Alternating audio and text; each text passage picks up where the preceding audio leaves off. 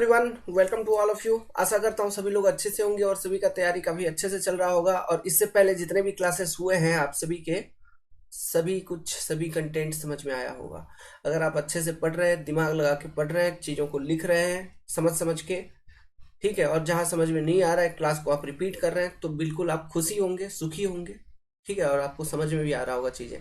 कोई बात नहीं, हम लोग हैं, ठीक है। फिर भी अगर कहीं भी प्रॉब्लम आती है तो बातचीत करना है, डाउट पूछना है।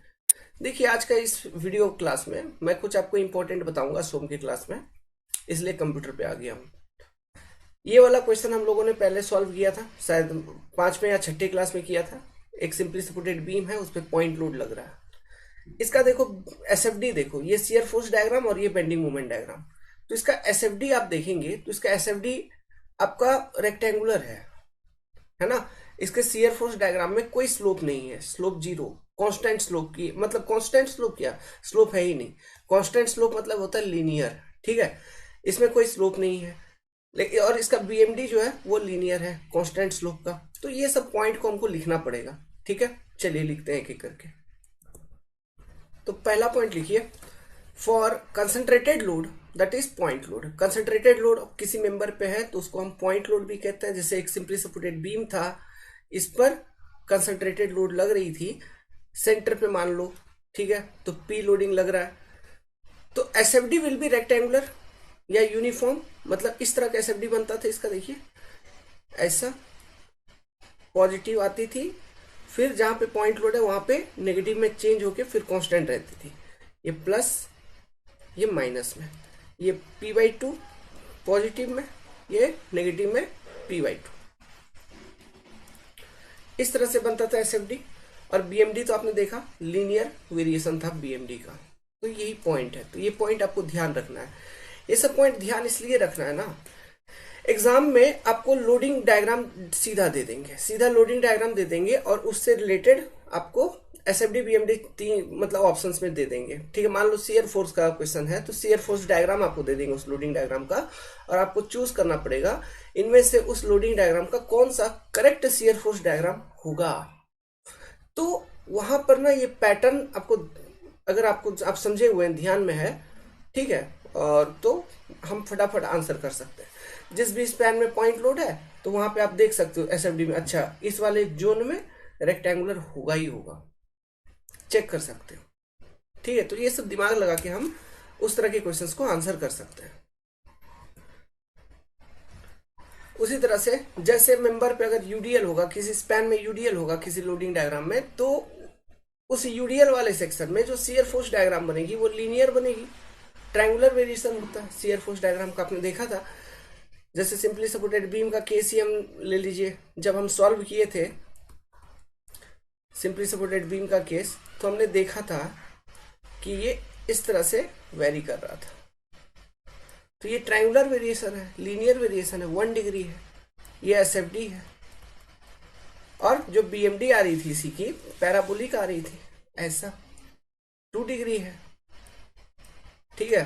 तो यही वो पॉइंट है कि for UDL uniformly distributed load, ये आपका यूडीएल है मेंबर के ऊपर, SFD will B triangular and BMD will be parabolic, ठीक है। तीसरा पॉइंट, ये क्वेश्चन तो हमने लास्ट क्लास में ही किया था। For uniformly varying load triangular loading, SFD will be parabolic and BMD will be cubic. जो बीएमडी होगा वो क्यूबिक होगा। तो आपको जो ये 3 स्टेटमेंट लिखवाया, उन 3 स्टेटमेंट में आपने एक चीज नोटिस किया होगा, एसएफडी का जो भी ऑर्डर है उससे एक ऑर्डर हायर होता है हमेशा बीएमडी का डायग्राम। एसएफडी अगर यूनिफॉर्म है तो बीएमडी होगा लीनियर, अगर एसएफडी आपका लीनियर है तो बीएमडी होगा पैराबोलिक, अगर एसएफडी आपका पैराबोलिक है तो बीएमडी हो जा रहा है क्यूबिक। मतलब एसएफडी वाले डायग्राम से 1 डिग्री हायर हमेशा चलता है बेंडिंग मूवमेंट वाला डायग्राम, ठीक है। ये पैटर्न आपको ध्यान रखिए, ओके। और सबसे बेसिक लोड जो है वो है पॉइंट लोड, उसके बाद आया यूडीएल, उसके बाद आया uniformly varying load.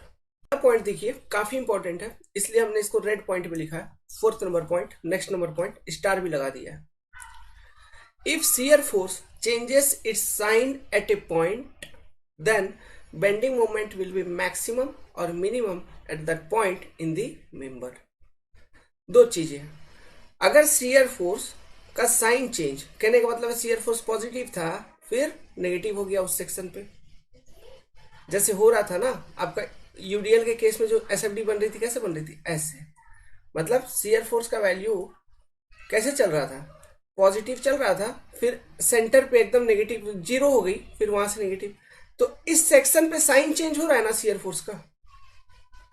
Okay, then bending moment will be, bending moment का बात कर रहा है, ऐसे सेक्शन पे जो बेंडिंग मोमेंट होगा विल बी मैक्सिमम और minimum at that point in the member. तो सुपर इंपॉर्टेंट पॉइंट है, इस पॉइंट को आप ध्यान रखिएगा, लॉजिकली काफी यूज किया जाता है। ये था यूडीएल के केस में simply supported beam subjected to UDL, ये वाला जो लोडिंग डायग्राम हमने सॉल्व किया था, simply supported beam subjected to UDL, याद करिए, उसका ये एसएफडी आ रही थी और ये आ रही थी बीएमडी। तो बी एसएफडी देखिए, एसएफडी में सेंटर पे एकदम शियर फोर्स हो गया जीरो, मतलब इस सेक्शन पे साइन चेंज हो रहा है, और बीएमडी में इसी सेक्शन पे आपको बेंडिंग मोमेंट मैक्सिमम मिल रहा है, और इसका वैल्यू क्या था, WL²/8 है ना, इसका वैल्यू क्या था, WL²/8। समझ में आ रहा है? तो कोई जरूरी नहीं है कि हरदम मैक्सिमम ही मिले, आपको मिनिमम भी मिल सकता है, वही चीज लिख रहा है, लेकिन हाँ वहां पे या फिर मैक्सिमम होगा या फिर मिनिमम होगा, ये बात पक्का है। ऐसे सेक्शन पे जहां पे शियर फोर्स ने अपना साइन चेंज किया है, वहां पे बेंडिंग मूवमेंट या फिर मैक्सिमम होगा या फिर मिनिमम होगा, ये पक्का है। अब इन दोनों में से कौन होगा ये मालूम नहीं, ये हमको वैल्यू निकालने के बाद ही पता चलेगा। वैल्यू कैसे निकालेंगे, हमने एक तरीका आपको बताया था करवा के, dmx/dx इक्वल टू 0 पुट करके x का लोकेशन, हम x का वैल्यू फाइंड आउट करते थे, फिर वो x इक्वल टू जितना भी आता था उसको हम mx के इक्वेशन में डाल के फिर वैल्यू निकालते थे। तो वैल्यू ऐसे निकाली जाती है। ओके, तो ये चीजें हैं, तो ये चीज आपको ध्यान रखना है। ऑब्जेक्टिव क्वेश्चंस में बारंबार इन स्टेटमेंट को पूछा जाता है और लॉजिकली भी काफी ज्यादा यूज होगा आगे चल के। नेक्स्ट ये देखिए, ये सुपर इंपॉर्टेंट पॉइंट है। जैसा हमने अभी शियर फोर्स का बात किया, उसी तरह से हम बात करेंगे बेंडिंग मूवमेंट का। If bending movement changes its sign, bending movement अगर प्लस से माइनस में गया, इस तरह का अभी बीएमडी आप सॉल्व नहीं किए हैं, मैंने करवाया भी नहीं है, और सोम में ऐसा बीएमडी आता भी नहीं है, ठीक है।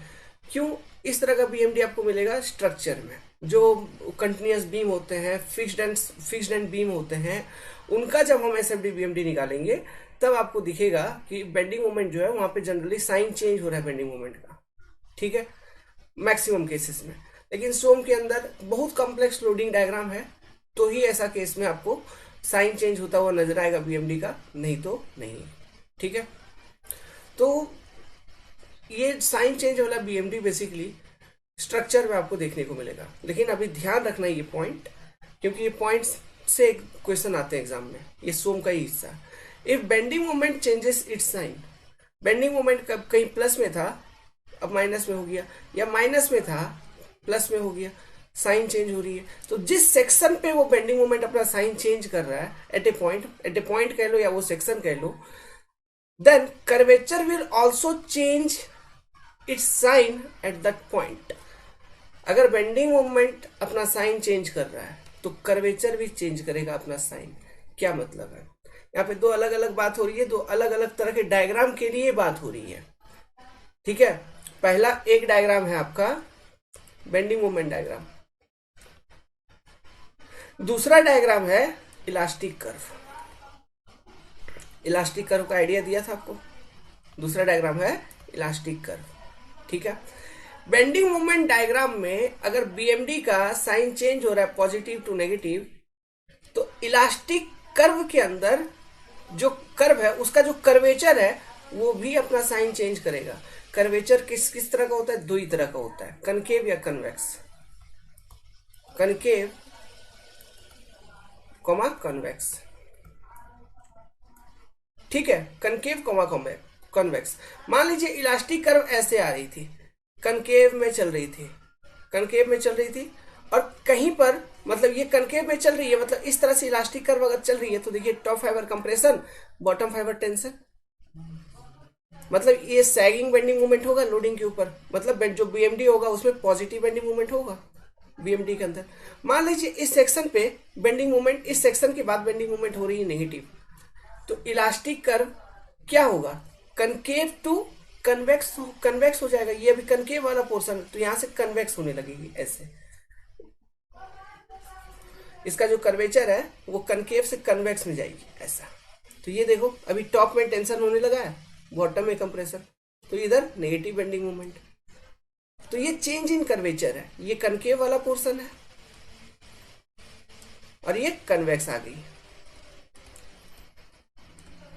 तो बीएमडी में बेंडिंग मोमेंट डायग्राम के अंदर जिस भी सेक्शन पे बेंडिंग मोमेंट चेंज होता है उसका साइन चेंज होता है पॉजिटिव टू नेगेटिव, मतलब सैगिंग टू हॉगिंग हो गया, हम क्या बोलेंगे, bending moment sagging to hogging हो सकता है, सैगिंग टू हॉगिंग, या उसका उल्टा भी हो सकता है। ठीक है, मतलब हॉगिंग हो रहा हो फिर सैगिंग हो गया हो, उल्टा भी हो सकता है। जनरली उल्टा होता है आपका फिक्स्ड एंड बीम के केस में, पहले हॉगिंग होता है, मतलब near support negative bending moment होती है, फिर स्पैन में पॉजिटिव होती है, तो हॉगिंग टू सैगिंग चलता है। तो वहां पे जो कर्वेचर चेंज होगा कॉन्वेक्स टू कनकेव में आता है।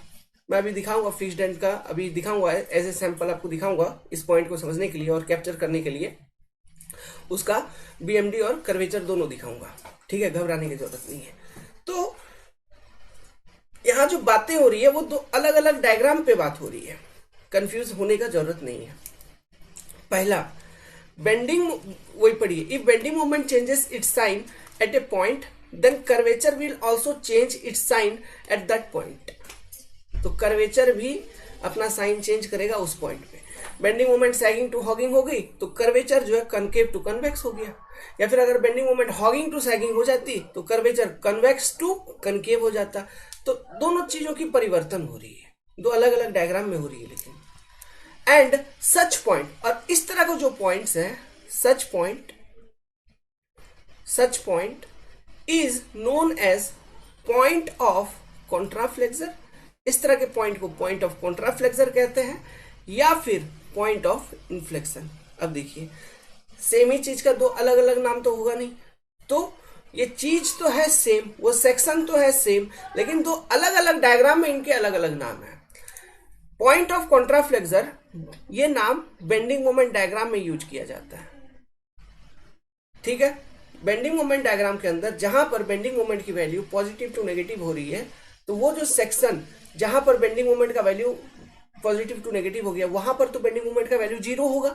तो कॉन्ट्राफ्लेक्सर पॉइंट पे बेंडिंग मोमेंट का वैल्यू जो होता है 0 होता है बेंडिंग मोमेंट के अंदर, तो इसको 0 मोमेंट पॉइंट्स भी कहा जाता है कभी कभी तो। ठीक है, तो ध्यान रखिएगा। तो कॉन्ट्राफ्लेक्सर पॉइंट पे बेंडिंग मोमेंट का वैल्यू होगा 0 इन बेंडिंग मोमेंट डायग्राम। तो पॉइंट ऑफ कॉन्ट्राफ्लेक्सर इज यूज्ड, ये टर्म का इस्तेमाल किया जाता है बेंडिंग मोमेंट डायग्राम के लिए। और ये जो पॉइंट ऑफ इन्फ्लेक्शन है उसी पॉइंट को इलास्टिक कर्व के अंदर जहां पे आपका कर्वेचर चेंज हुआ है ना, कर्वेचर भी तो चेंज हो रहा है इलास्टिक कर्व के अंदर, उसी पॉइंट को इलास्टिक कर्व के अंदर जहां कर्वेचर चेंज हो रहा है, मतलब कर्वेचर का जो वेरिएशन आप दिखा रहे हो उसको पॉइंट ऑफ इन्फ्लेक्शन कहा जाता है।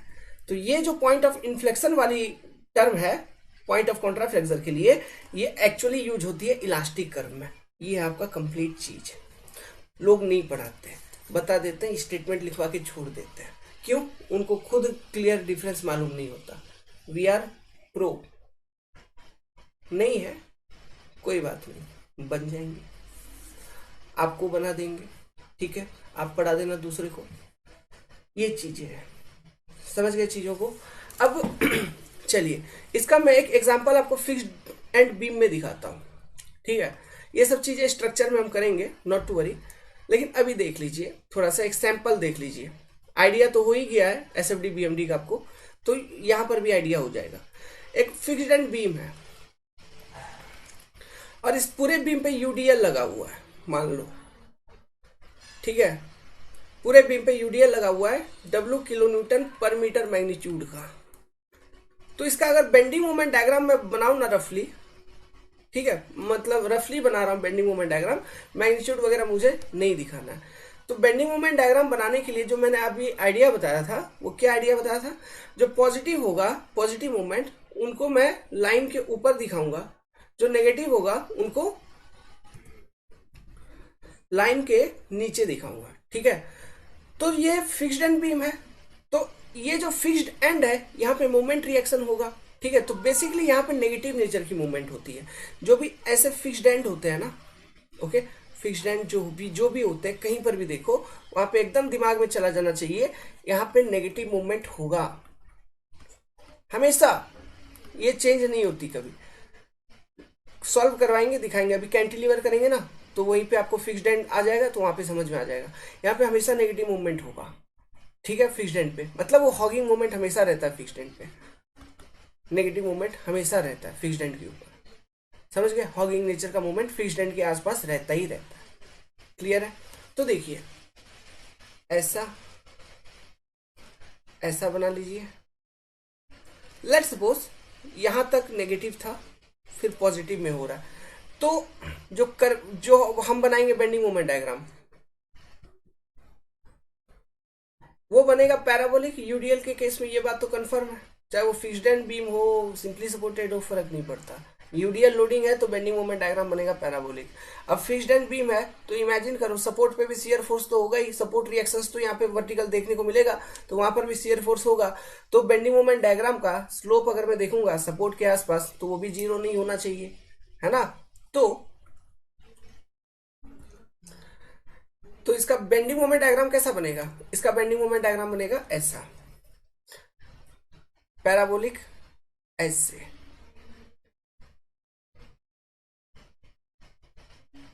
इस तरह का ये बनता है फिक्स्ड एंड बीम के केस में बेंडिंग मोमेंट डायग्राम। बीच में पॉजिटिव, यहां नेगेटिव मूवमेंट, ये नेगेटिव मूवमेंट, ये जो नेगेटिव मूवमेंट है इनको फिक्स्ड एंड मूवमेंट कहा जाता है।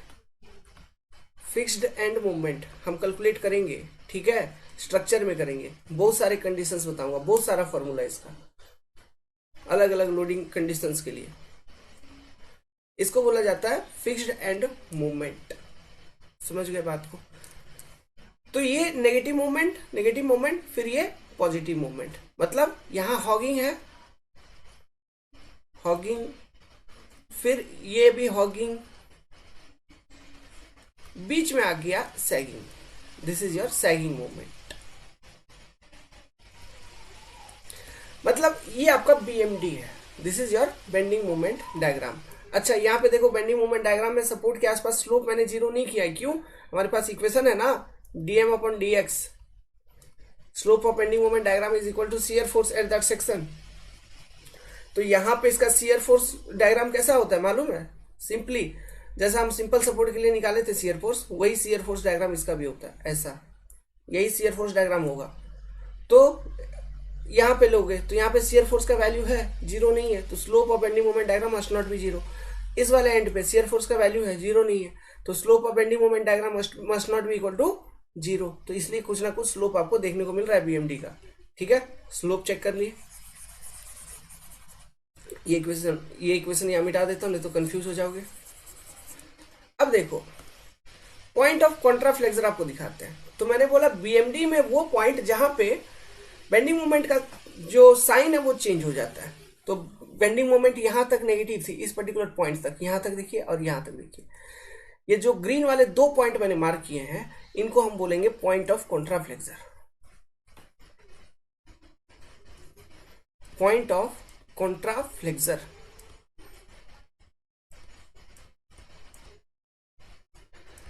नेगेटिव टू पॉजिटिव हो गया एक पॉइंट पे, दूसरे पॉइंट पे पॉजिटिव टू नेगेटिव चेंज आ रहा है, तो साइन चेंज हुआ, मतलब उन पॉइंट पे बेंडिंग मोमेंट का वैल्यू कितना है, जीरो है। इसलिए मैंने बताया था आपको कि पॉइंट ऑफ कॉन्ट्राफ्लेक्सर पे बेंडिंग मोमेंट का वैल्यू होगा जीरो, क्लियर है, ठीक। अब इसका इलास्टिक कर्व मैं बताता हूं। इलास्टिक कर्व मतलब ये तो आपका हो गया बेंडिंग मोमेंट का वेरिएशन कैसा है मेंबर के ऊपर, ये आपने पता लगाया, ये आपने बताया। तो आपने बताया सर स्टार्टिंग से कुछ पोर्शन में हॉगिंग है, फिर उसके बाद सैगिंग है, फिर हॉगिंग है, ऐसा आपने कुछ बताया, ठीक है। तो इसका इलास्टिक कर्व मतलब जब ये बीम उस लोडिंग के कारण रियली बेंड करेगी तो उसका प्रोफाइल कैसा दिखेगा, उसी को तो हम इलास्टिक कर्व कहते हैं। समझ गए चीजों को? तो वो इलास्टिक कर्व इसका अगर मैं बनाऊं तो वो कैसा दिखेगा, देखिए।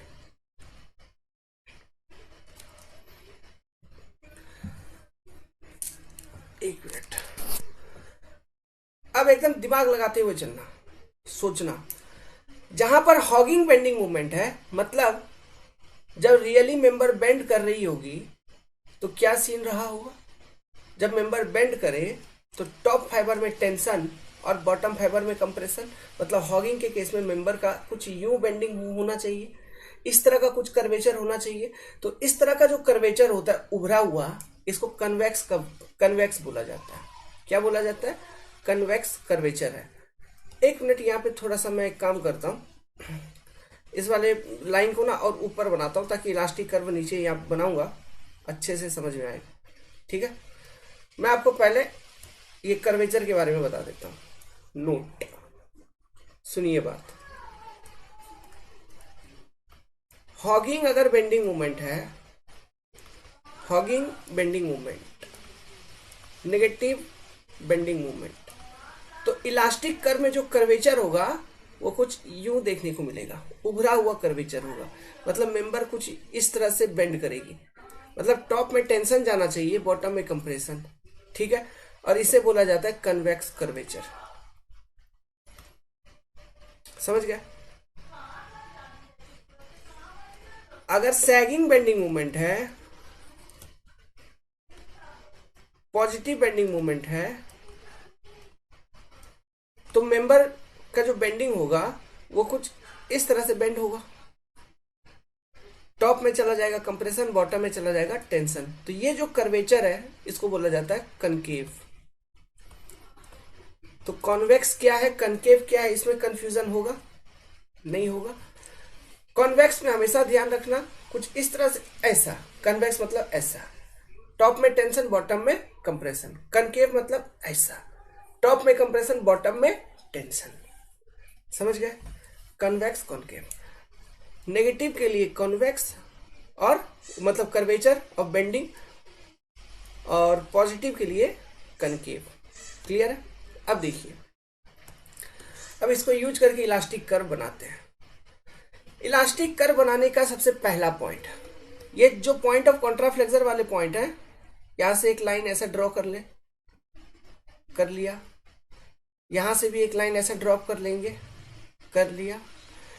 इलास्टिक कर्व मतलब द रियल कर्व या फिर डिफ्लेक्टेड शेप, इसको हम डिफ्लेक्टेड शेप भी बोलते हैं। जो रियल लोडिंग लग रही है मेंबर के ऊपर, उस लोडिंग के कारण उस मेंबर का डिफ्लेक्शन कैसा होगा, बेंडिंग कैसा होगा, वही चीज हमको इमेजिन करके यहाँ पे प्लॉट करनी है। उसी को हम इलास्टिक कर्व कहते हैं। Deflected profile of the member due to real loading. समझ में आ रहा है? तो वो चीज हम बना पाएंगे अच्छे से by looking at the bending moment variation over the span, over the member, and support condition जो है उसको देखते हुए। पहला चीज है सपोर्ट। देखो, फिक्स सपोर्ट है, फिक्स सपोर्ट पे मूवमेंट रिएक्शन होता है, मैंने बोला था फिक्स सपोर्ट पे मूवमेंट रिएक्शन होता है। याद करिए सपोर्ट कंडीशन जब समझाया था। तो मान लीजिए ये कोई एक मेंबर है और यहां पर इस तरह से एक सिंपल सपोर्ट लग रहा है और यहाँ पे एक पॉइंट लोड लग रही है। अब इस पॉइंट लोडिंग के कारण ये मेंबर जब बेंड करेगा रियली, तो इसके अबाउट रोटेट कर जाएगा एकदम ऐसा सीधा। क्यों? इस वाले सपोर्ट का वो औकात नहीं है कि ये यहाँ पे मोमेंट रिएक्शन प्रोवाइड करके इसको रोक ले। लेकिन फिक्स्ड एंड ऐसा नहीं है। फिक्स्ड एंड के पास औकात है कि वो मोमेंट रिएक्शन डेवलप करवा के उसका बेंडिंग को रोके। तो मान लीजिए यही चीज अगर फिक्स्ड एंड होता, समझिए फिक्स्ड एंड होता, यही चीज अगर फिक्स्ड एंड होती और यहीं पे एक पॉइंट लोड होती, इसको कैंटिलीवर बोला जाता है, तो अब जो बेंडिंग होगा, तो चूंकि यहाँ पे एक मोमेंट रिएक्शन तो डेवलप होगा, तो बेंडिंग जो होगा वो कुछ यूं होगी, ऐसा। मतलब नियर सपोर्ट जो बेंडिंग प्रोफाइल है, डिफ्लेक्टेड शेप है, उसमें कोई स्लोप देखने को मिल रहा है क्या? नहीं। Theta equal to 0। तो सेम चीज यहां पर होना चाहिए। डिफ्लेक्टेड शेप का सपोर्ट के आसपास कोई स्लोप नहीं होगा क्योंकि वहां पे मूवमेंट रिएक्शन प्रेजेंट है। समझ में आ रहा है? तो डिफ्लेक्टेड शेप जो शुरू होगी वो एकदम, मैं ब्लू कलर ले रहा हूँ तो ज़्यादा विजिबिलिटी होगी, स्लोप 0 से शुरू होगी ऐसा। फिर बेंडिंग मोमेंट का वेरिएशन कैसा है, हॉगिंग, तो कर्वेचर रहेगा ऐसा, हॉगिंग। सिमिलरली यहां से यहां तक भी सेम, एक मिनट,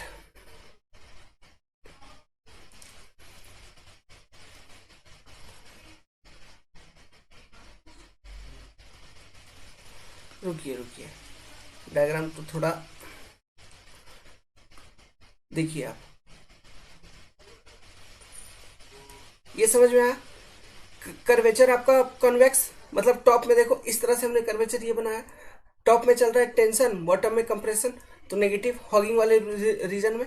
सिमिलरली यहां पर भी इसी तरह का कर्वेचर रहेगा, है ना, टॉप में चल रहा है टेंशन, बॉटम में चल रहा है कंप्रेशन, और स्लोप पे थीटा इक्वल टू 0, यहां पर भी सॉरी एंड पे theta equal to 0, slope equal to 0 of the deflected shape. क्यों?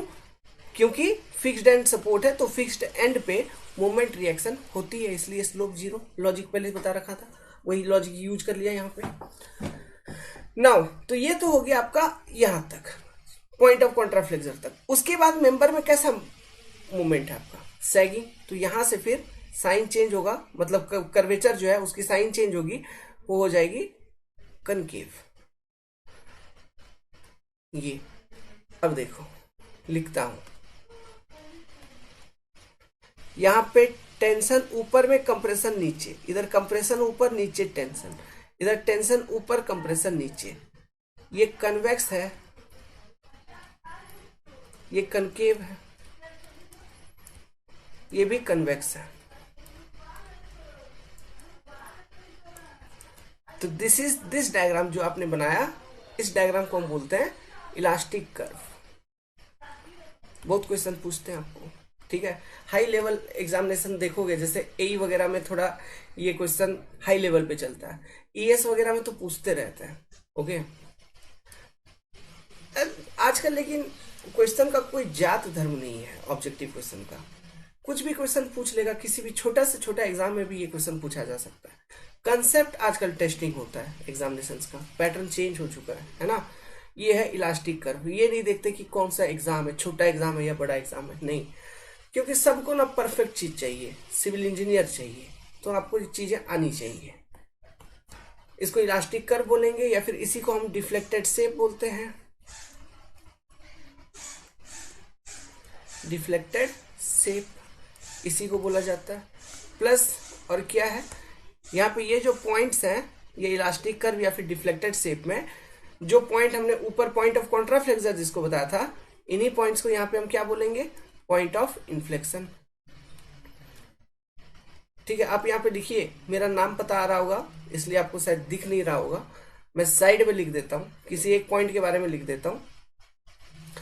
तो पॉइंट ऑफ इन्फ्लेक्शन, कभी कभी क्वेश्चन ऐसे भी आते हैं ना, ये पॉइंट ऑफ इन्फ्लेक्शन या फिर पॉइंट ऑफ कॉन्ट्राफ्लेक्सर कितने होंगे ये बताओ, डायग्राम को देखते हुए, ठीक है, ये भी क्वेश्चन आता है, इसको बोला जाता है पॉइंट ऑफ इन्फ्लेक्शन। नोट कर लीजिए, ओके। तो ये 5th नंबर पॉइंट का एक्सप्लेनेशन था आपके लिए, बस केवल आपके लिए। ये सब चीज मैं तभी पढ़ाता हूँ जब स्ट्रक्चर पढ़ाता हूँ, लेकिन आप थोड़ा स्पेशल कैंडिडेट हैं इसलिए पहले ही बता दिया। स्ट्रक्चर में और गंभीर चलेंगे, गंभीर चलने का मतलब है ये जो इलास्टिक कर्व आपको एक सैंपल मैंने बना के दिखाया, इसका प्रॉपर प्रोसीड्यूर जो है, प्रोसीड्यूर की आपने समझ गया होगा, थोड़ा दिमाग लगाए तो। बाउंड्री कंडीशंस को देखो, मतलब सपोर्ट कैसा है पहला वो देखो, फिर bending moment diagram, bending moment का वेरिएशन क्या है मेंबर के ऊपर वो देखो, उसके अकॉर्डिंग इलास्टिक कर्व प्लॉट कर दो। कनकेव, कन्वेक्स, कन्वेक्स, कनकेव जो भी होगा उसके हिसाब से प्लॉट करिए, लेकिन बाउंड्री कंडीशंस को देखते हुए, है ना। बाउंड्री कंडीशंस कहने का मतलब है, जैसे यहाँ पे मैंने इलास्टिक कर्व शुरू किया तो हमने देखा फिक्स्ड एंड सपोर्ट है, तो मोमेंट रिएक्शन है सपोर्ट के ऊपर, इसलिए जो इलास्टिक कर्व होगा, डिफ्लेक्टेड प्रोफाइल होगा, उसमें कोई स्लोप नहीं मिलना चाहिए, वहां पे हॉराइजॉन्टल होना चाहिए। फिर आगे चल के भले ही वो बेंड करेगा, लेकिन जस्ट सपोर्ट पे बेंड करने नहीं देगा मेंबर को, क्यों, मोमेंट रिएक्शन है। तो वो चीज को यहाँ पे दिखाया गया बकायदा। हॉरिजॉन्टल से थोड़ा सा सपोर्ट के आसपास, फिर जाके हमने कर्वेचर चालू किया ऐसा। तो कहीं पे सिंपल सपोर्ट होगा, मतलब हिंज सपोर्ट होगा। ओके, तो उसके अकॉर्डिंग हम अपने को वो देखते चलना है, बाउंड्री कंडीशंस, और इलास्टिक कर्व बनाते चलिए।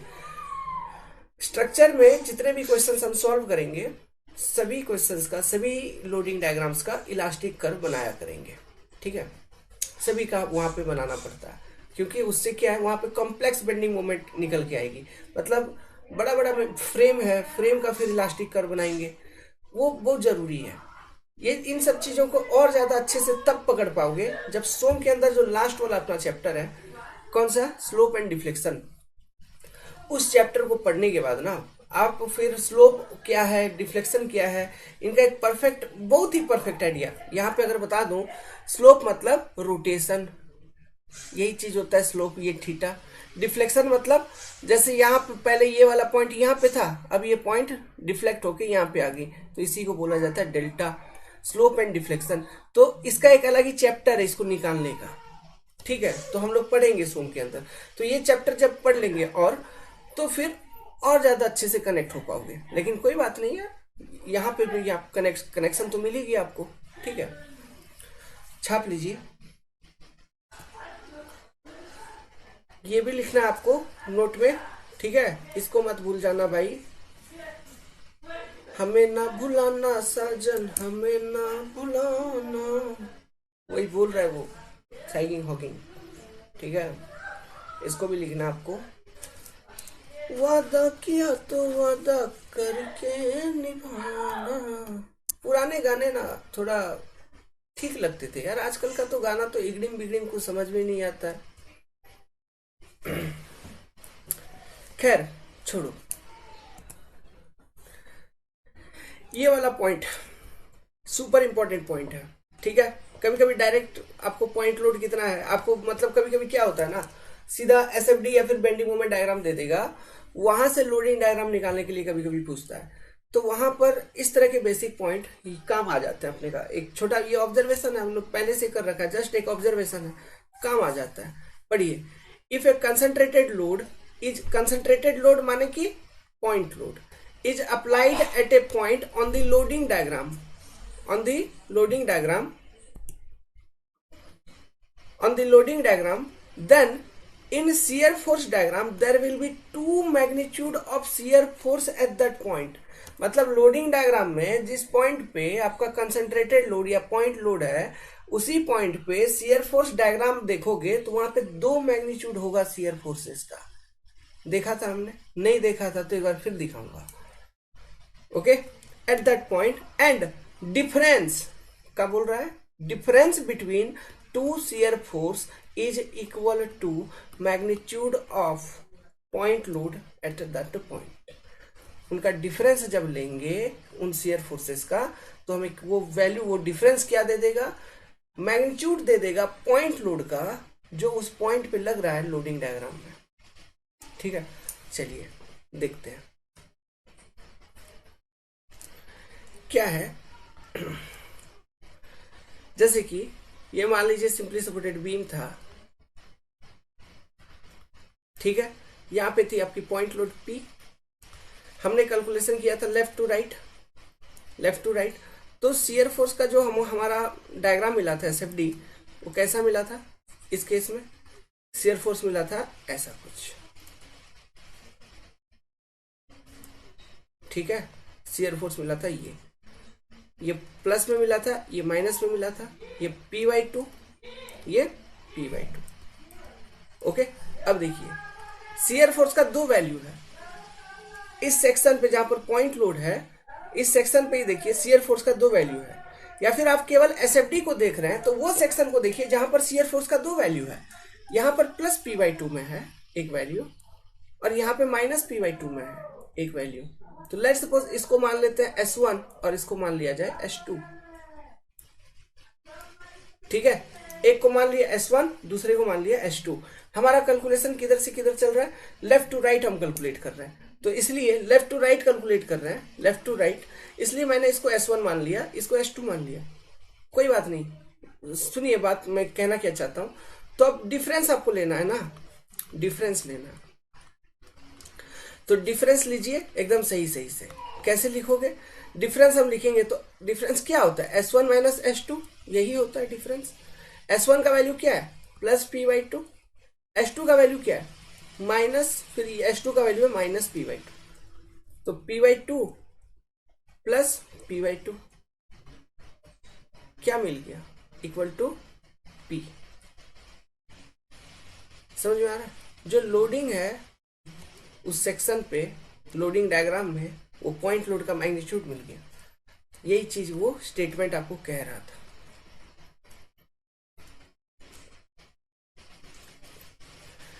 If a concentrated load is applied at a point on the loading diagram, then in SFD there will be two magnitude of shear force at that point, and difference between two shear force is equal to magnitude of point load at that point। वही हमने किया, और कुछ किया क्या, loading diagram, point load applied, shear force देखा, अच्छा वहां पे दो शियर फोर्सेस है, एक को S1 ले लिया, दूसरे को S2, उनका डिफरेंस ले लिया हमने जब, तो हमको मिल गया P। क्लियर है? तो इस तरह से ले रहे हैं, S1 माइनस S2 कर रहे हैं, तो हमको मिल रहा है P। अभी मान लो कोई बच्चा अगर कंफ्यूज हो कि क्या करेगा, कभी गलती से उसने S2 माइनस S1 कर दिया, तो देखते हैं कितना वैल्यू आ रहा है। तो S2 का वैल्यू है माइनस P/2, माइनस S1 का वैल्यू है P/2, तो ये आ गया आपको माइनस P। आप कुछ भी लें, आप कुछ भी लें, जो मैग्नीट्यूड है उतना तो मिल ही जाएगा बाबू। कि लोड का वैल्यू क्या है वो तो पता चल ही जाएगा। ठीक है, लोड का वैल्यू क्या है वो पता चल जाएगा। अब लोड का डायरेक्शन क्या है, अब अच्छा ये पॉइंट लोड जो है ये कुछ भी हो सकता है। ये क्या हो सकता है, यहां पर भी देखो दो पॉइंट है, दो वैल्यू है, शियर फोर्स में दो वैल्यू है। इस पर्टिकुलर पॉइंट पे भी देखिए, ये स्टार्टिंग में देखो दो वैल्यू है, यहां पर भी देखो दो वैल्यू है। कौन सा, एक तो 0 और एक P/2। फिर यहां पर भी एक तो 0, एक plus minus P/2। In section पे भी दो पॉइंट है, तो वहां पे मतलब दो वैल्यू है शियर फोर्स का। ठीक है ना? दो वैल्यू है नहीं है जी, ऐसा ये है। एक गया था बाबू, करंट आ गया। ठीक है, खैर तो मैं क्या बोल रहा था, अरे यहाँ पे देखो ना, दो शियर फोर्स का वैल्यू नहीं है, ये इस तरह से है, ऐसा है, तो ये 0 है ना, और ये प्लस P/2 है, तो यहाँ पर भी दो शियर फोर्स का वैल्यू है। इन दोनों का डिफरेंस लो, क्या मिल जाएगा, रिएक्शन का वैल्यू मिल जाएगा। समझ गए? इन दोनों का डिफरेंस लेंगे तो रिएक्शन का वैल्यू मिल जाएगा। तो डिफरेंस हम कैसे लेते हैं, डिफरेंस हम ले रहे हैं, लेट्स सपोज ये मतलब इसको मान लिया, ऊपर वाले को S1, इसको S2 मान लिया। ठीक है, तो S1 माइनस S2 कर दो, तो P/2 माइनस आपका 0, तो प्लस P/2। तो ये क्या है, सपोर्ट रिएक्शन, वो भी तो पॉइंट लोड ही था। समझ गए चीजों को? तो इस तरह से, तो ये जो लॉजिक है, ये कभी कभी इसको यूज करके आपको कोई सपोर्ट रिएक्शन कैलकुलेट करके बताओ, उसका वैल्यू बताओ, ऑब्जेक्टिव में पूछ लेगा, या फिर पॉइंट लोडिंग बताओ, ऑब्जेक्टिव में पूछ लेगा। समझ गए चीजों को? वो ध्यान देने वाली बात है। प्लस अब जैसे इस वाले को हमने सॉल्व किया, यहां पर एक मिनट, यहां पर हमने सॉल्व किया S2 माइनस S1, तो माइनस P/2 माइनस P/2, तो ये आ गया रिजल्ट आपका माइनस P। अब इसमें माइनस, इसको इग्नोर करना है, इसको इग्नोर करना है, इस पर ध्यान नहीं देना है। ठीक है, वो माइनस का क्या मतलब है उसको आप भूल जाइए, उसको इग्नोर करिए। एक जो बेसिक चीज है, वो बेसिक चीज क्या आपको ध्यान रखना पड़ेगा, SFD जब हम बनाते हैं, जब हम SFD बनाते हैं, तो जो भी SFD आया, उस SFD को ध्यान रखते हुए आप कैलकुलेशन कर सकते हैं। मतलब कहने का मतलब है, लेट्स सपोज कि मैं ये इस तरह का आपका ये है, क्या है, SFD है। अब आपको ये मालूम नहीं कि ये जो पॉइंट लोड है, आप ये कंफ्यूज हो रहे हो कि ये ऊपर से नीचे लग रहा है या नीचे से ऊपर लग रहा है, इस चीज में कंफ्यूजन है। तो SFD को देखो ना बाबू, SFD को देखो। SFD बनाने का तरीका तो मालूम है कि जैसे ये पॉइंट लोड है, यहाँ पर मान लो जहां पर भी पॉइंट लोड होगा, तो उससे पहले का ये वाला पोर्शन है, तो यहाँ पर एक्स एक्स सेक्शन अगर हम लिए होते, तो रिएक्शन जब हम लिखे थे, मतलब जब SFD मतलब शियर फोर्स का इक्वेशन यहाँ पे लिखे SFX, तो क्या लिखे, प्लस RA। हाँ ठीक है, मतलब सपोर्ट रिएक्शन नीचे से ऊपर लग रहा है, लेफ्ट फेस पे ऊपर, इसलिए राइट फेस पे डाउनवर्ड तो क्लॉकवाइज दिया, मतलब सपोर्ट रिएक्शन का डायरेक्शन मालूम हो गया, नीचे से ऊपर है।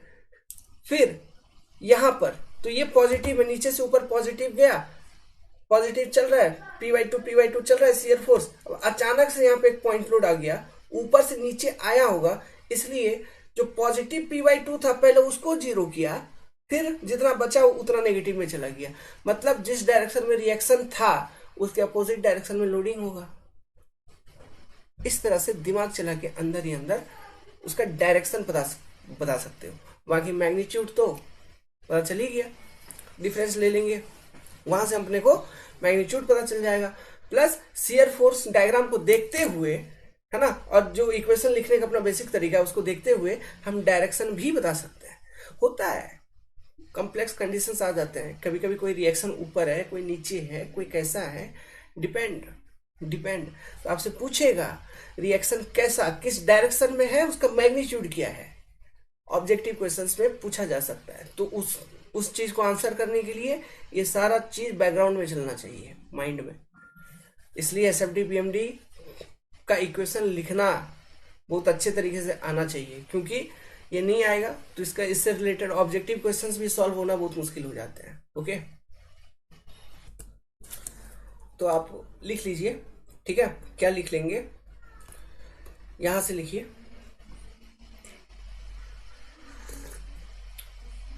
पॉइंट नंबर 6, और बीच बीच में पॉइंट बताते रहेंगे, टेंशन नहीं है। अच्छा, पॉइंट लिखोगे तो कैसे लिखोगे, वीडियो को पॉज करो, पहले पॉज कीजिए, फिर उतारिए, छापिए, फिर आगे बढ़िए, ठीक है। नेक्स्ट पॉइंट, इसको लिखिए अच्छे से, है ना, बहुत इंपॉर्टेंट है ये सब चीजें, ऑब्जेक्टिव क्वेश्चंस। मैं नहीं चाहता कि आपका एक भी क्वेश्चन गलत हो जाए एग्जाम में, ओके, इसलिए सारा बेसिक्स, क्योंकि हमारा जो अभी स्ट्रैटेजी था ना वो ये था कि मैं कन्वेंशनल क्वेश्चंस कराऊंगा ही नहीं। फिर देखा यार कि कन्वेंशनल क्वेश्चन अगर नहीं कराएंगे तो एसएफडी पीएमडी सिर्फ बता देने से क्या होगा, कुछ नहीं होगा। कन्वेंशनल क्वेश्चन सॉल्व करना इज मैंडेटरी, तभी जाके वो फीलिंग आएगी, तब जाके ऑब्जेक्टिव क्वेश्चन सॉल्व होंगे। इसलिए पूरा through out the classes, through out the subject, जो भी सब्जेक्ट हम पढ़ाएंगे उसमें 100% तो नहीं, क्योंकि वो मेंस का फिर अलग बैच चलेगा, मतलब जिसमें केवल हम प्रीवियस ईयर कन्वेंशनल को रखेंगे, लेकिन 40 to 50% of conventional questions through such that you can understand the concept. बस आपको कंसेप्ट और मेथड समझाने के लिए जितना रिक्वायर्ड कन्वेंशनल क्वेश्चन है, जिसको आप कभी स्किप नहीं कर सकते अपने लाइफ में वाइल प्रिपरेशन, तो उन क्वेश्चंस को हम डिस्कस करेंगे। जैसे यहाँ पे कर रहे हैं, देखिए, सिंपली सपोर्टेड बीम का हमने पूरा कैलकुलेशन करके दिखाया, अभी और दिखाऊंगा, कैंटिलीवर का कैलकुलेशन करके दिखाऊंगा, ओवरहैंग बीम का कैलकुलेशन करके दिखाऊंगा। तो ये सब चीज आप स्किप नहीं कर सकते। आप ये नहीं बोल सकते कि I am preparing for objective type exam, so I need to answer objective question, so why should I write equation. लिखना पड़ेगा, ठीक है, सीखना है, तभी आंसर आते हैं अंदर से। ओके, चलिए, इसको लिख लिया होगा। अब चलिए क्वेश्चन करते हैं। Cantilever, very important. कैंटिलीवर क्या होता है, एक ऐसा बीम होता है जो एक एंड पे फिक्स होता है, दूसरे एंड पे फ्री होता है। दिस इज योर कैंटिलीवर, ठीक है, इसको हम बोलते हैं कैंटिलीवर। लेट्स सपोज क्वेश्चन हम सॉल्विंग स्टार्ट करेंगे। एक कोई कैंटिलीवर है और उस कैंटिलीवर पे पूरे स्पैन पे एक यूनिफॉर्मली डिस्ट्रीब्यूटेड लोड अप्लाइड है, और ये कैंटिलीवर का जो लेंथ है इट इज योर एल, ठीक है, and this support is, let's suppose support is a. ये सपोर्ट क्या है, ए। तो ये बताओ डिटर्मिनेट है या इनडिटर्मिनेट मेंबर है। डिटर्मिनेट ऑब्वियसली, क्यों, भले कैंटिलीवर है, फिक्स्ड एंड है, लेकिन एक ही एंड ना है। यहाँ पे एक वर्टिकल सपोर्ट रिएक्शन, एक हॉरिजॉन्टल और एक मूवमेंट रिएक्शन, तो 3 सपोर्ट रिएक्शन ही मिलेंगे, और हमारे पास 3 इक्विलिब्रियम इक्वेशन है, तो 3 - 3 0 means by using the equilibrium conditions equilibrium conditions को अप्लाई करते हुए, यूज करते हुए हम इन सपोर्ट रिएक्शंस को इजीली कैलकुलेट कर सकते हैं। इसलिए ये स्ट्रक्चर आपका डिटर्मिनेट स्ट्रक्चर है, इनडिटर्मिनेट नहीं है। इनडिटर्मिनेट कब हो जाता? अगर ये प्रॉप्ड कैंटिलीवर होता। प्रॉप्ड कैंटिलीवर कहने का मतलब है यहां पर अगर और एक रोलर सपोर्ट लगा देता मैं, तो देखो 4 सपोर्ट रिएक्शन हो गए, इक्विलिब्रियम इक्वेशन है 3, तो 3 इक्विलिब्रियम इक्वेशन को यूज करके 3 ही अननोन निकाल सकते हो, चौथा रह जाएगा। तो इनडिटर्मिनेट बाई 1 डिग्री, तो वो हो जाता इनडिटर्मिनेट स्ट्रक्चर। और इस वाले मेंबर को रोलर लगाने के बाद इसको बोला जाता है प्रॉप्ड कैंटिलीवर। ठीक है, तो हमें प्रॉप्ड पे अभी नहीं काम करना है, हमें काम किस पे करना है? सिर्फ कैंटिलीवर के ऊपर। इसका एसएफडी और बीएमडी बताओ। एसएफडी कोमा बीएमडी बताना है। ठीक है, तो और ये लोडिंग जो है इसका मैग्नीट्यूड है मान लीजिए W किलो न्यूटन पर मीटर। इंटरेस्टिंग क्वेश्चन है, कैंटिलीवर है, बेसिक चीज इंट्रोड्यूस हो रहा है, समझिए चीजों को। ठीक है, तो सबसे पहले सपोर्ट रिएक्शंस कैलकुलेट करेंगे बाय अप्लाइंग इक्विलिब्रियम इक्वेशन। पहला स्टेप होता है support reactions.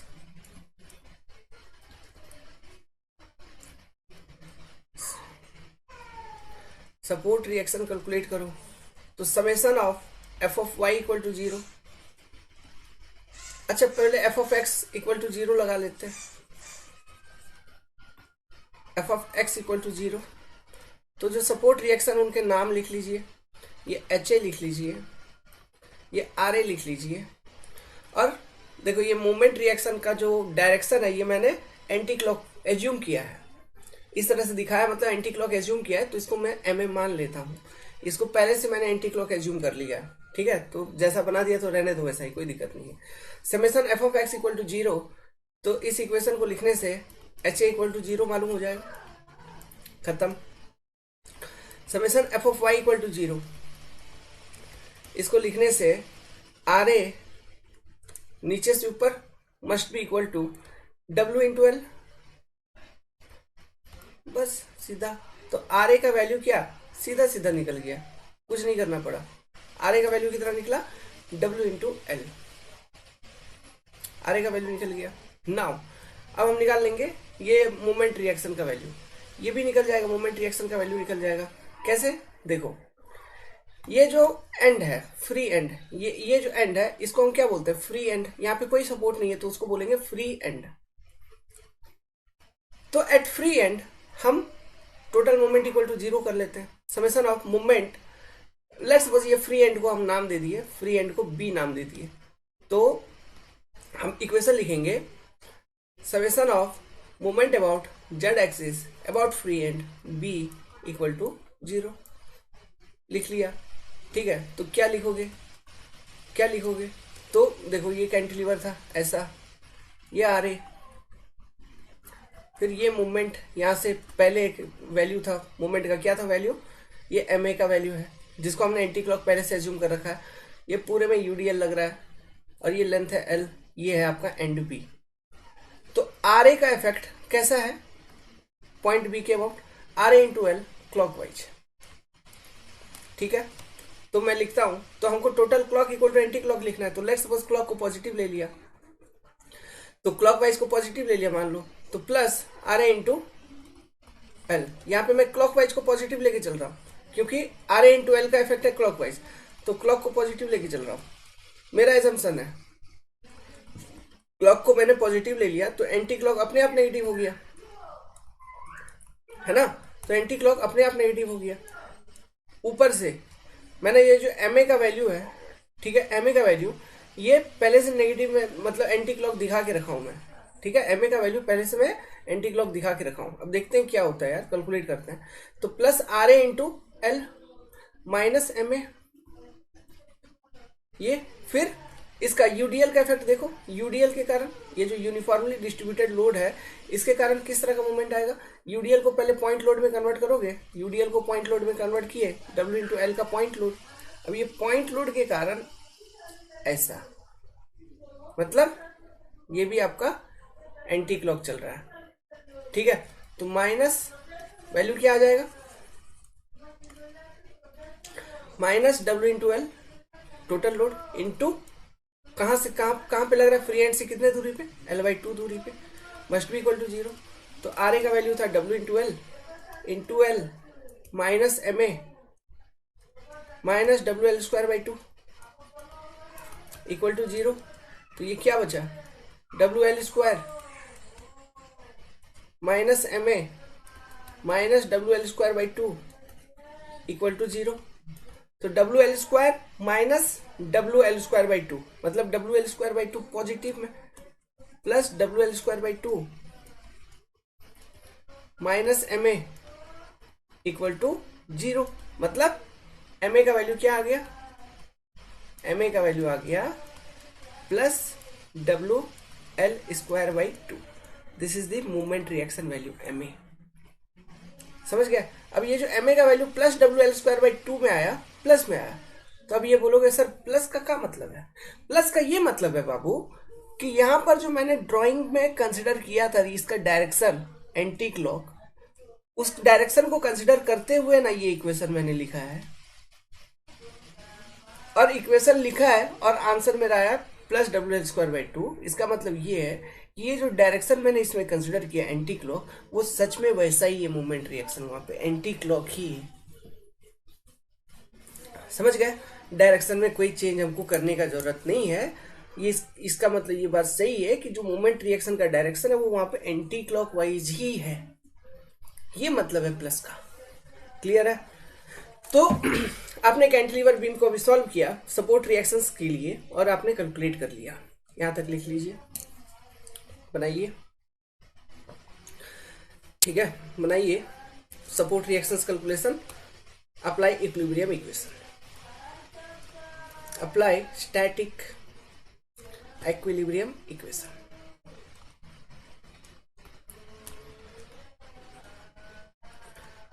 Static equilibrium condition कहने का मतलब है पूरे स्ट्रक्चर पे हम लगाते हैं एक ही बार 3 इक्विलिब्रियम कंडीशंस, है ना, ताकि वो स्टैटिक कंडीशन में रहे, लार्ज बॉडी डिस्प्लेसमेंट ना हो रहा हो। क्योंकि सोम में हम इलास्टिक डिफॉर्मेशंस पे बात करते हैं, ऐसे डिफॉर्मेशंस जो लोडिंग अप्लाइड करने के कारण हो रही है, और लोड जब अगर रिमूव कर दे मेंबर से तो वो डिफॉर्मेशंस भी खत्म हो जाते हैं, इलास्टिक डिफॉर्मेशन। इनके ऊपर चर्चा किया जाता है सोम के अंदर बेसिकली। ओके। और एक डिफॉर्मेशन होती है प्लास्टिक डिफॉर्मेशन, जो कि नॉन रिकवरेबल होती है, मतलब परमानेंट होती है।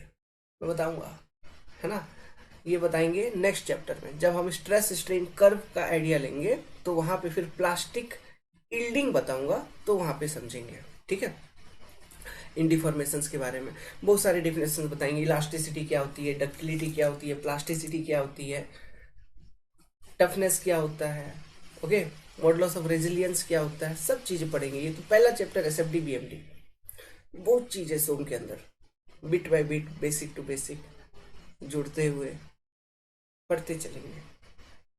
ओके, चलो यार, सेकेंड पेज लिखिए। ये तीसरा equation, summation of mz about b, free and के अबाउट हमने लिख दिया। जैसे यहाँ पे फ्री एंड के अबाउट लिखा, अब फ्री एंड से इस वाले एंड के अबाउट भी लिख सकते हो, एम ए मतलब सपोर्ट ए पे भी लिख सकते हो कि summation of mz about support A equal to 0। आप लिख के देखिए, रिजल्ट आपको सेम मिलेगा। ओके, कहीं पर भी लिख सकते हैं यार, कोई फर्क नहीं पड़ता। लिख लिया होगा। अब हम लिखेंगे shear force and bending moment इस वाले कैंटिलीवर के लिए। देखिएगा कैंटिलीवर में थोड़ा शियर फोर्सेस के टाइम पे अच्छे से लिखना पड़ता है। ठीक है, मैं बताऊंगा क्या दिक्कत आती है। जैसे ये कैंटिलीवर है, सपोर्ट इधर था, किधर लेफ्ट साइड में सपोर्ट है, राइट में सपोर्ट नहीं है, राइट हैंड फ्री है। This is your support reaction R A and this is your M A moment reaction. ठीक है, एच ए का तो वैल्यू 0 है, उसको दिखाने की जरूरत नहीं है। शियर फोर्स लिखेंगे, किधर से लिखेंगे, देखो आसान होता है, यहाँ पे फ्री एंड से लिखिए। ठीक है, आसान होगा। एक्स एक्स सेक्शन ले लीजिए, यहाँ पे कट कर लीजिए। एक्स फ्रॉम बी मैं डिफाइन कर देता हूँ कि एक्स जो लिया है मैंने बी से लिया है, तो शियर फोर्सेस देखिएगा, शियर फोर्स SFX इन AB सेक्शन,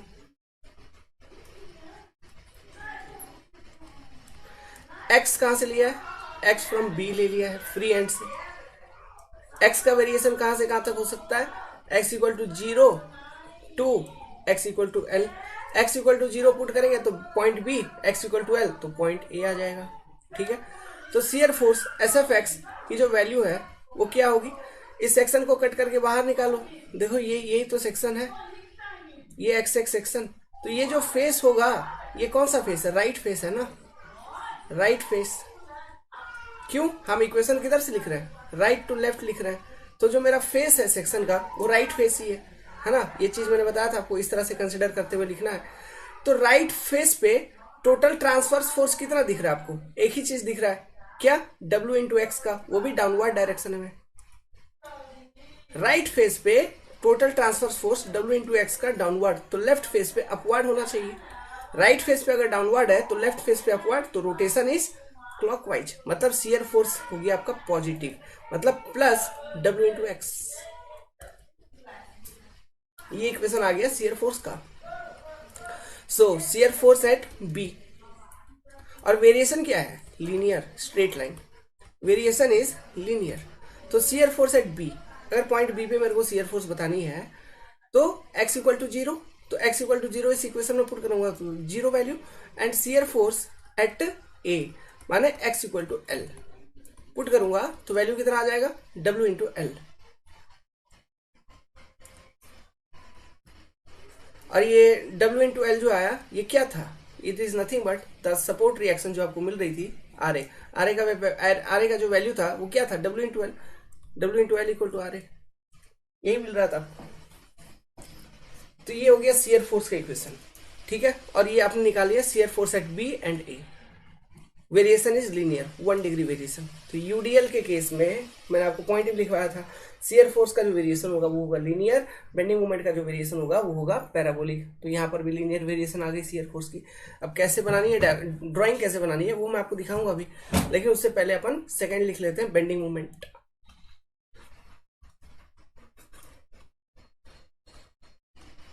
कैलकुलेशन सेम मैं करूंगा, फ्री एंड से ही लिखता हूं इक्वेशन को। तो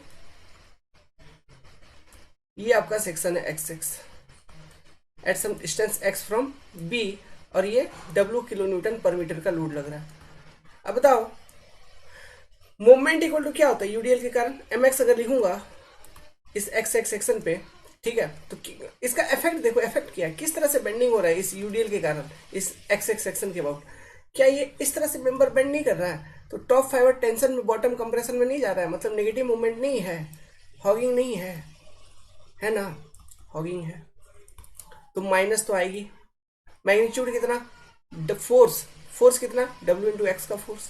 अब ये W इंटू एक्स का जो पॉइंट लोड है कहाँ पे लग रहा है, इस x लेंथ के सेंटर पे लग रहा है, मतलब x/2 पे लग रहा है। तो डिस्टेंस कितना हो गया इस x सेक्शन से, x/2, तो minus W x²/2, parabolic variation 2 degree है ना। तो moment at B free end x equal to 0 equal to 0, moment at A x equal to L equal to minus W L²/2। यहां पे देखिए ये M at A जो moment reaction आपने calculate किया था उसका भी वैल्यू वही आया था, कितना आया था, WL²/2। यहां पर भी जब हमने सॉल्व किया, ठीक है, बेंडिंग मोमेंट, तो हमको मिला M एट A का वैल्यू कितना मिला, माइनस WL²/2।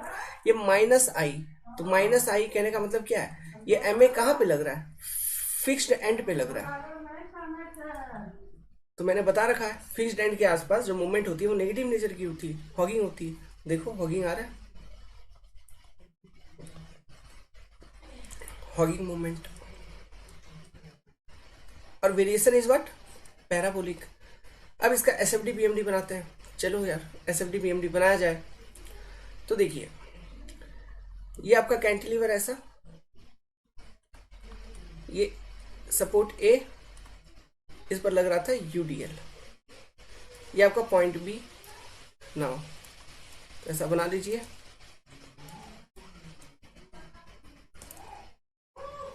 ठीक, तो ये पहले बीम बना दिया मैंने। अब पहले एसएफडी बताता हूं। तो सबसे पहला पॉइंट बी पे जो शियर फोर्स था 0, पॉइंट ए पे शियर फोर्स का वैल्यू था WL, वेरिएशन था लीनियर। तो मैंने आपको बता रखा है क्या कि पॉजिटिव अगर बनाना है तो लाइन के ऊपर बनाइए। तो आप ऐसे बना सकते हो, ऐसे आप दिखा दो, एक मिनट।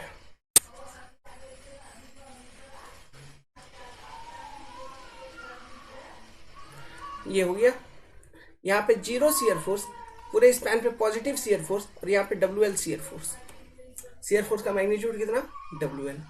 ठीक है, बेंडिंग मोमेंट डायग्राम BMD बनानी है, एक मिनट। तो बेंडिंग मोमेंट डायग्राम तो आपने देखा, पूरे मेंबर पे नेगेटिव बेंडिंग मोमेंट था ना। बेंडिंग मोमेंट एट B जो आई थी वो आई थी 0, और बेंडिंग मोमेंट एट A जो आई वो आई -WL²/2। मतलब वेरिएशन है पैराबोलिक, और 0 से आया WL²/2, मतलब पूरे मेंबर के ऊपर, पूरे कैंटिलीवर के ऊपर नेगेटिव नेचर का बेंडिंग मोमेंट है। तो बेंडिंग मोमेंट तो पैराबोला बनेगा, ये बनेगा पैराबोला। लेकिन अब इसका स्लोप कैसा होना चाहिए, स्लोप कैसा होना चाहिए? देखो, स्लोप चेक करने के लिए मैं अगर बोलूं dm/dx, slope of bending moment diagram at B equal to shear force at B equal to कितना है, 0 है। मतलब slope of bending moment diagram B पे 0 होना चाहिए। बट अगर मैं बोलूं dm/dx at A equal to shear force at A which is not equal to 0, क्यों? उसका वैल्यू कितना है, W/L है, शियर फोर्स एट A। तो slope of bending moment diagram आपको A पे मिलेगा, B पे 0 होना चाहिए। तो क्या इस तरह का पैराबोला नहीं बन जाएगा? देखो,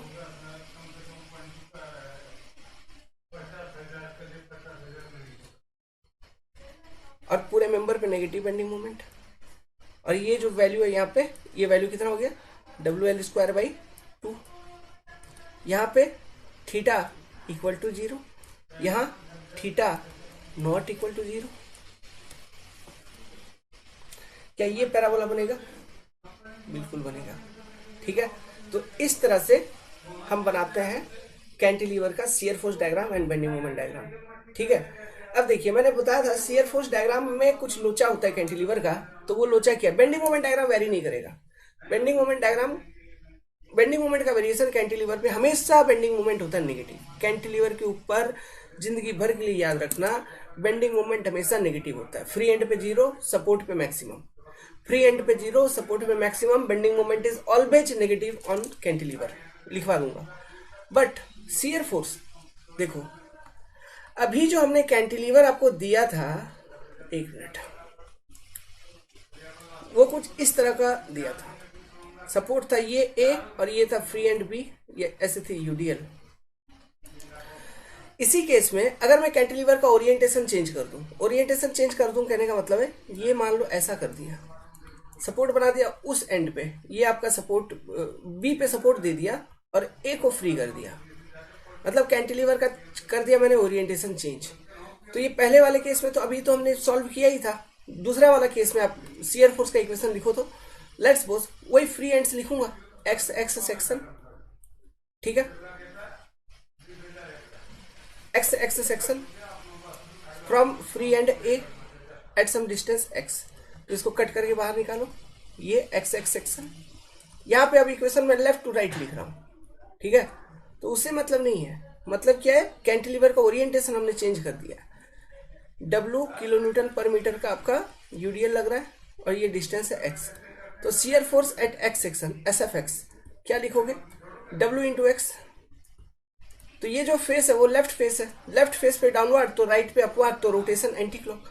लेफ्ट फेस पे डाउनवर्ड, ट्रांसफर फोर्स कितना है, डाउनवर्ड ही दिख रहा है W इंटू एक्स का, क्योंकि ये जो फेस है वो लेफ्ट फेस है ना, क्योंकि लेफ्ट टू राइट लिख रहा है, तो जो फेस है सेक्शन का वो लेफ्ट फेस है। तो लेफ्ट फेस पे ट्रांसफर फोर्स हमको डाउनवर्ड दिख रही है W इंटू एक्स की, तो राइट फेस पे अपवर्ड दिखेगा। तो रोटेशन हो गया आपका एंटी क्लॉक, मतलब शियर फोर्स हो गया नेगेटिव -WX। तो शियर फोर्स एट A निकालूंगा अगर, SFA x इक्वल टू 0, तो 0।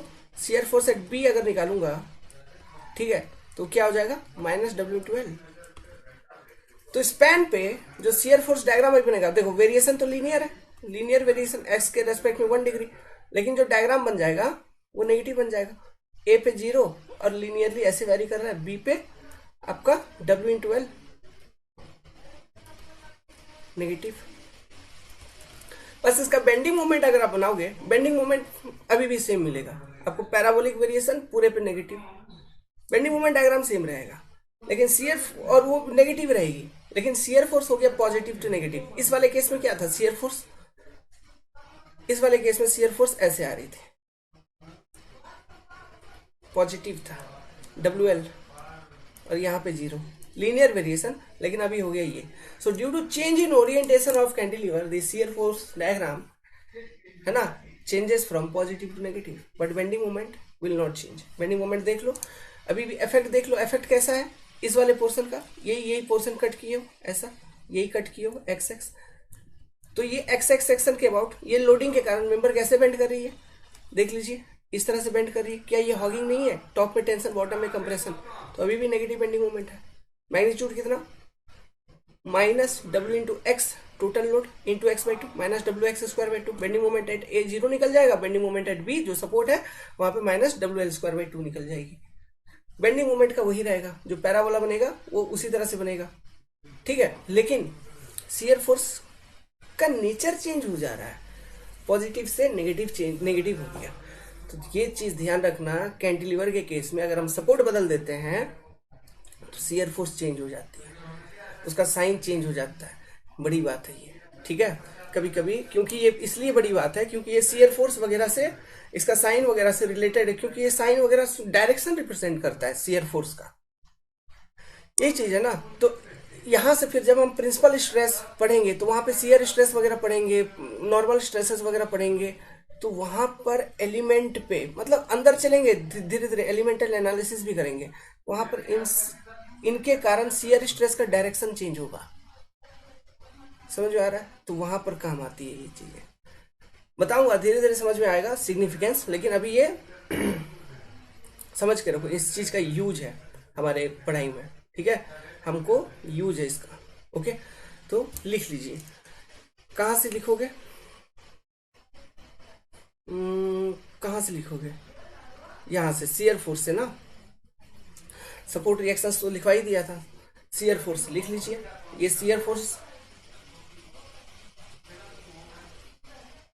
पाउच करके लिखिए, है ना, जैसे मैं दिया टाइम आप पाउच कर लीजिए, लिख लीजिए बेंडिंग मोमेंट, फिर ये डायग्राम, ये आपका SFD हो गया, लिख लो दिस इज योर SFD, ये आपका BMD हो गया। तो बेंडिंग मोमेंट हमेशा कैंटिलीवर के ऊपर नेगेटिव रहेगा, note, over A cantilever, over A cantilever bending moment is always negative, always negative, एक कैंटिलीवर के ऊपर बेंडिंग मोमेंट हमेशा नेगेटिव होती है, पक्का फिक्स है हमेशा। बट अगर हम सपोर्ट चेंज कर देंगे उस कारण से शियर फोर्स चेंज हो जाता है, कभी पॉजिटिव कभी नेगेटिव, ये चीज हमने आपको करवा के दिखा दिया, इस चीज को ध्यान रखना, लिख लीजिए।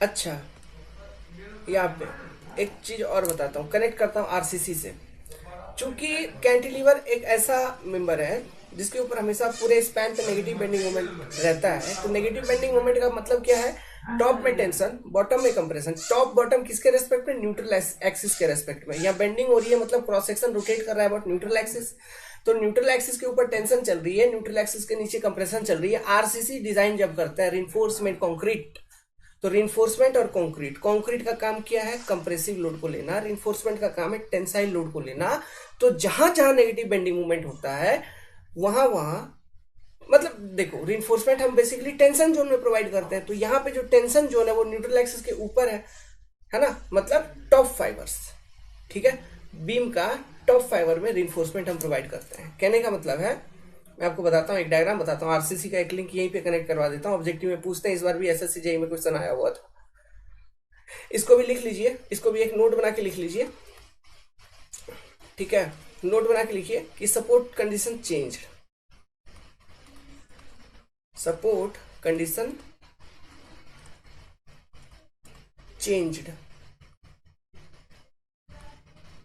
तो इफेक्ट ऑन शियर फोर्स क्या, बना के ये लिख लो, support condition change, then what is the effect on shear force. Bending moment जैसा है वैसा ही रहेगा, उसका नेचर चेंज नहीं होगा कैंटिलीवर के ऊपर, शियर फोर्स चेंज हो जाता है, पॉजिटिव कभी नेगेटिव, ऐसा ध्यान रखने वाली बात है। ठीक है, ये बात ध्यान रखने वाली है, इसको आप बना के लिख लो। चलो अब मैं क्या बता रहा था, देखिए आरसीसी का एक नोट बता रहा हूं यहाँ पे, समझना। जब पॉजिटिव बेंडिंग मोमेंट है मेंबर के ऊपर, सैगिंग बेंडिंग मोमेंट है ना, तो होता क्या है, एक होता है न्यूट्रल एक्सिस, तो ये मान लो न्यूट्रल एक्सिस है, तो न्यूट्रल एक्सिस के ऊपर क्रॉस सेक्शन में कंप्रेशन, नीचे टेंशन, तो कंप्रेशन मतलब कंक्रीट झेलेगा, टेंशन मतलब स्टील झेलेगा। ठीक है, इसलिए क्या होता है, ये मान लो कोई एक सिंपली सपोर्टेड बीम है, तो सिंपली सपोर्टेड बीम के ऊपर देखा था न्यूट्रल एक्सिस, ये मान लो यहाँ पे न्यूट्रल एक्सिस चल रहा है, दिस इज योर एनए। ठीक है, तो सिंपली सपोर्टेड बीम पे यूडीएल लग रहा है मान लो, तो आपने एक चीज तो देख ही रखा है कि पूरे स्पैन पे सैगिंग बेंडिंग मूवमेंट है, इसलिए जो रिइंफोर्समेंट हम प्रोवाइड करेंगे वो टेंशन जोन में, तो टेंशन जोन इसका किधर है, न्यूट्रल एक्सिस के नीचे, ये ऊपर कंप्रेशन है ना, तो रिइंफोर्समेंट यहाँ पे सरिया डाला जाता है एक क्लियर कवर को कंसिडर करते हुए। ठीक है ना, यहाँ पे सरिया लगाई जाती है, नीचे नीचे की तरफ आपको सरिया बांधा हुआ दिखेगा, तो ये सिंपली सपोर्टेड बीम है एसएसबी, सब्जेक्टेड टू यूडीएल। लेकिन अगर कैंटिलीवर है, ठीक है, अगर कैंटिलीवर है आपका और उस पर यूडीएल लग रहा है या फिर और भी कुछ लोडिंग, तो हमेशा कैंटिलीवर पे नेगेटिव बेंडिंग मोमेंट ही होती है। तो इस केस में इस तरह का अगर कैंटिलीवर बीम है तो इसका न्यूट्रल एक्सिस, ये न्यूट्रल एक्सिस तो वही रहेगा, ये न्यूट्रल एक्सिस हो गया, लेकिन न्यूट्रल एक्सिस के ऊपर में टेंशन, बॉटम में कंप्रेशन चल रहा है, तो इसलिए कैंटिलीवर बीम में जो सरिया है, जो छज्जा वगैरह देखोगे, सरिया ऊपर डाली जाती है एबव न्यूट्रल एक्सिस, क्योंकि टेंशन जोन जिधर रहेगा सरिया उधर ही रहेगा। तो ये क्वेश्चन पूछते हैं, ठीक है, ओके, कि कैंटिलीवर में, कैंटिलीवर्स के केस में रिइंफोर्समेंट किधर डालेंगे, टॉप फाइबर्स में। आपका सैगिंग बेंडिंग मोमेंट है तो न्यूट्रल रिइंफोर्समेंट किधर डालेंगे, बॉटम फाइबर्स में। ये आरसीसी का कॉन्सेप्ट है, थोड़ा सा इंट्रोड्यूस करवा दिया। तो with this I am ending this video here only. आप यहाँ तक चीज़ों को देखिए, पढ़िए, समझिए, कोई डाउट है तो डाउट पूछिए, फिर आगे चलेंगे। और कुछ समय लगेगा इसको कंप्लीट करने में, किसको, एसएफडी बीएमडी लंबा चैप्टर है, बेसिक चैप्टर है, इसलिए आराम आराम से पढ़ेंगे चीज़ों को, कोई हड़बड़ी नहीं है, अच्छे से पढ़ेंगे, समझेंगे, आगे बढ़ेंगे। Okay, all the best.